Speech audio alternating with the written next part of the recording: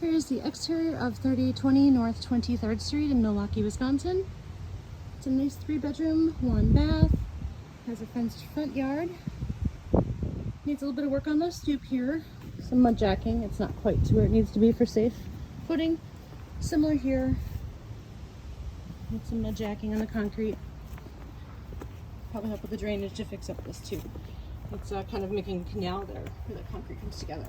Here's the side door of the property. Goes right into the kitchen. Some more concrete work. Decent sized backyard. Now we do have here's the area. Great for a doggy.